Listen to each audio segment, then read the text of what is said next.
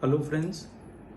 अब हम स्टार्ट करेंगे एक नई सीरीज़, ब्रेन सीरीज़, जिसके अंदर हम बात करेंगे मेंटल डिसऑर्डर्स के बारे में कि मेंटल डिसऑर्डर्स कितने टाइप के होते हैं, उनके होने के क्या प्रमुख कारण होते हैं, जैसे एंजाइटी, डिप्रेशन, और उनको हम विदाउट मेडिकेशंस कहाँ तक उनको डील कर सकते हैं, किस तरीके से उनके साथ सिम्टम्स हम कम कर सकते हैं, लाइफ को बेटर बना सकते हैं।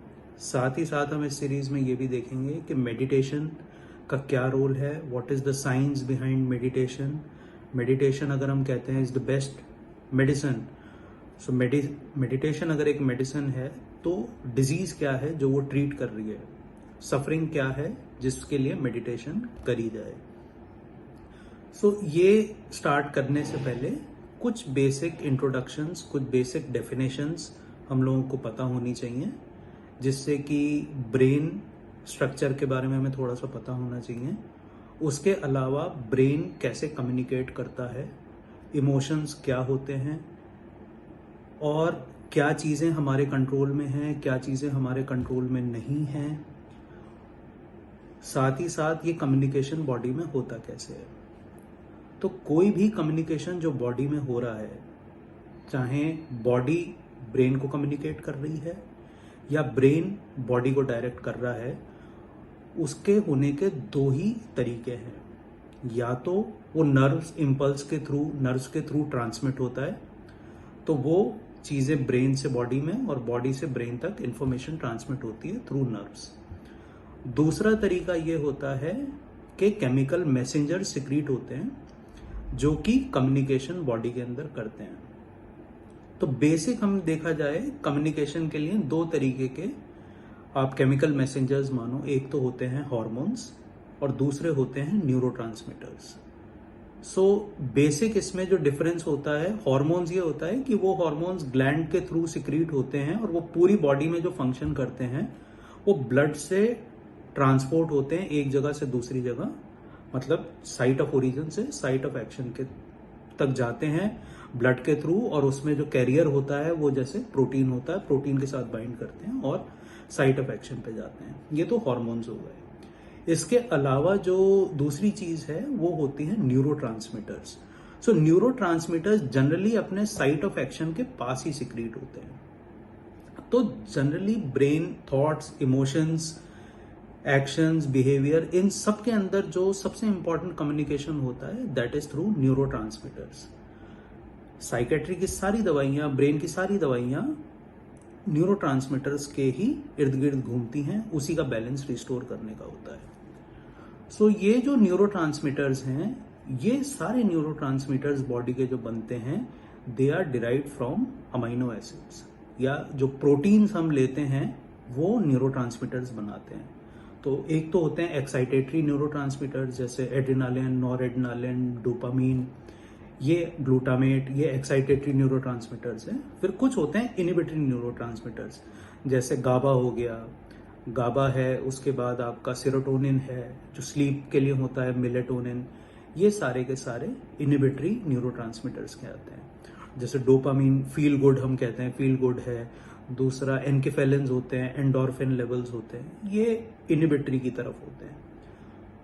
तो कुछ हम फंक्शनल मेडिसिन में टेस्ट करते हैं जिससे कि ये पता लगता है कि सपोज आप जो अमाइनो एसिड्स, प्रोटीन्स खा रहे हो, जो फ्यूल आप ले रहे हो, और जो एंड प्रोडक्ट्स आपके न्यूरोट्रांसमीटर्स बॉडी से बन रहे हैं, फ्यूल और एंड प्रोडक्ट के बीच में कैसे पता लगेगा कि वो सही फंक्शनिंग हो रही है कि नहीं हो रही है। तो जैसे आप सपोज गाड़ी में पेट्रोल डालते हो, गाड़ी किस हिसाब से वो पेट्रोल को यूज कर रही है, फ्यूल का कंजम्पशन हो रहा है, वो आप कैसे पता लगता है। आप स्पार्क प्लग और एग्जॉस्ट को चेक करते हो, जिससे ये पता लगता है कि फ्यूल कंजम्पशन बॉडी में किस तरीके का है। इसी तरीके के कुछ टेस्ट करते हैं जो कि ब्लड और यूरिन के होते हैं, जिससे ये पता लगता है जो आप ले रहे हो फ्यूल अपने अंदर, प्रोटीन्स वगैरह, वो किस तरीके से न्यूरोट्रांसमीटर्स बना रहे हैं, इन न्यूरोट्रांसमीटर्स की क्लियरेंस कैसे हो रही है बॉडी के अंदर से। ये बेसिक इंपॉर्टेंट पार्ट हमने देख लिया कि कम्युनिकेशन किसके थ्रू होता है। उसके बाद मेंटल इमोशनल पे अगर हम बात करें कि इमोशंस क्या हैं।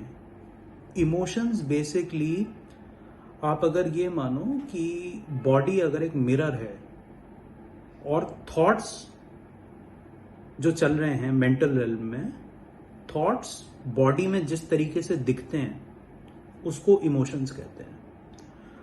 सो जब थॉट्स एक लेवल पे होके बॉडी पे टच करते हैं, जैसे आप बड़े गुस्से का विचार आपके दिमाग में चल रहा है, जब वो बॉडी पे टच करेगा तो वो इमोशन को एंगर कहते हैं। So emotion is the interface of thoughts and the body. तो ये हमने अब ये सारा का सारा जो है ये एक न्यूरोट्रांसमीटर से होता है।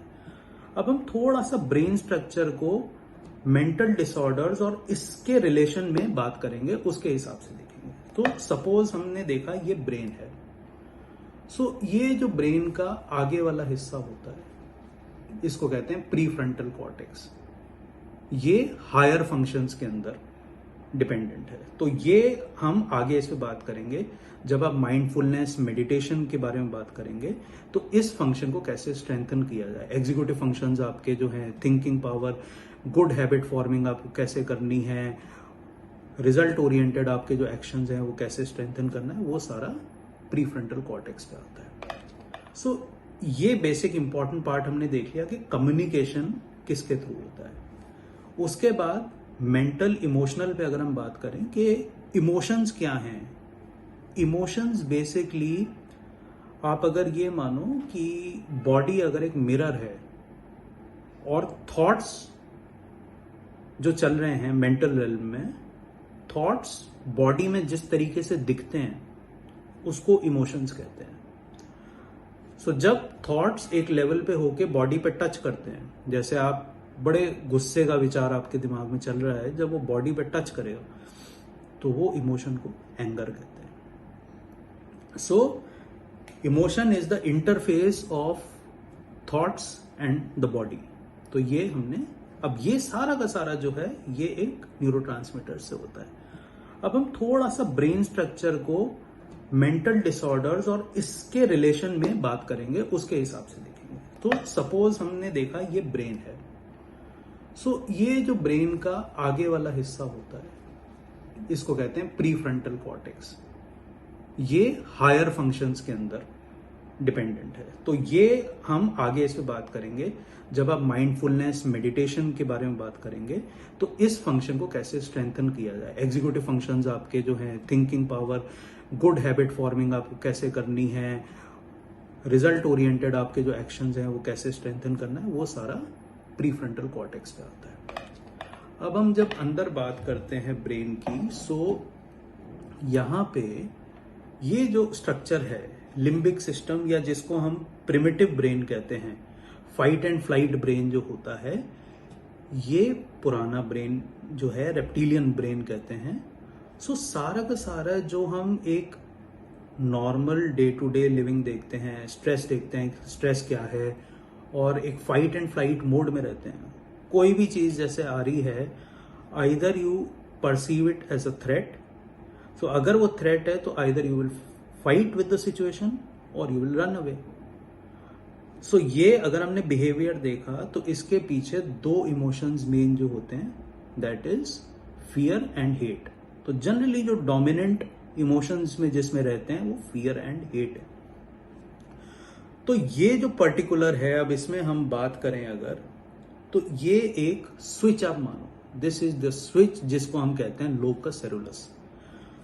लोकस सेरुलस से कोई भी सिचुएशन आती है, नॉरएड्रेनालिन बर्स्ट होता है जो एक्साइटेटरी न्यूरोट्रांसमीटर है। जैसे ही नॉरएड्रेनालिन बर्स्ट होगा, नॉरएड्रेनालिन बर्स्ट होते ही यहाँ पे ये हाइपोथैलेमस है, इसके पास हाइपोथैलेमस जो होता है वो बैंड मास्टर होता है सारे के सारे हॉर्मोन्स को सिक्रीट करने के लिए। सो ये बॉडी के अंदर तुरंत स्ट्रेस हार्मोन्स, कॉर्टिसोल लेवल्स वगैरह बढ़ाएगा, उन चीज़ों को सिक्रीट करेगा। उसके पास जो आता है ये हिप्पोकैम्पस, ये मेमोरी से रिलेटेड है। मेमोरी के अंदर आपका उससे एसोसिएटेड जो भी मेमोरीज हैं वो आएंगे।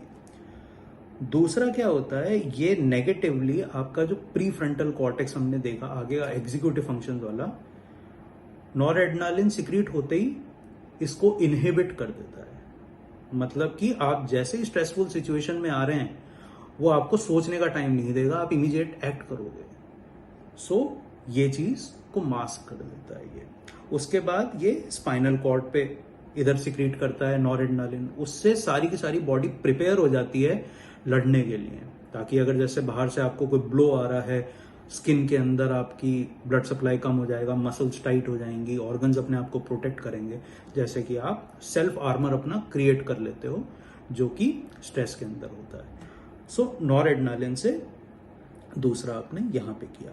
सो ये जो प्रिमिटिव ब्रेन का फंक्शन है, ये सारा का सारा जो हार्मोन सिक्रीट होते हैं, नॉरेड्रेनालिन सिक्रीट हो रहा है, बार बार नॉरेड्रेनालिन सिक्रीट हो रहा है, तो ये एक कंटिन्यूअस एंजाइटी बनाता रहता है। ये जो एक्साइटेटरी हार्मोन सिक्रीट होते हैं ये एंजाइटी बनाते हैं। अब ये सिक्रीट हो रहा है, उसकी वजह से कॉर्टिसोल लेवल सिक्रीट हो रहे हैं। कॉर्टिसोल लेवल, स्टीरॉयड हार्मोन्स आपके बढ़ रहे हैं बॉडी के अंदर। जैसे स्टीरॉयड हार्मोन्स बढ़ेंगे, कॉर्टिसोल लेवल्स बढ़ेगा और इसकी क्लियरेंस नहीं होगी, नॉरेड्रेनालिन नहीं होगा, तो वो over the period of time chronic stress बनता है।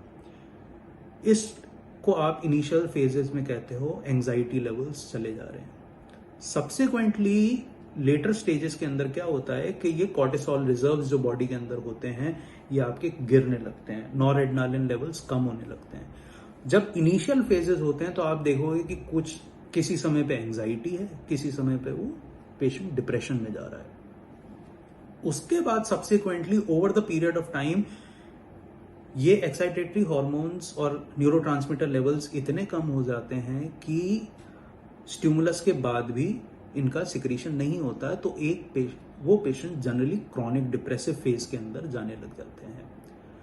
सो हम बात करेंगे इसमें कि इंपॉर्टेंट क्या है कि इन न्यूरोट्रांसमीटर लेवल्स की क्लियरेंस आप कैसे कर सकते हो, कैसे आप mindfulness based techniques, meditation, prefrontal exercises के साथ इस चीज को अपने हिसाब से कम और ज्यादा कर सकते हो।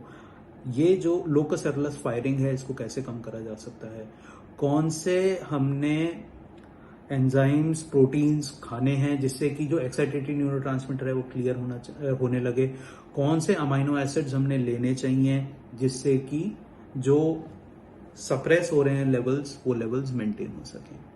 सो इस बारे में हम ब्रेन सीरीज के अंदर डिटेल में बात करेंगे। बने रहिए दोस्तों साथ में। Thank you.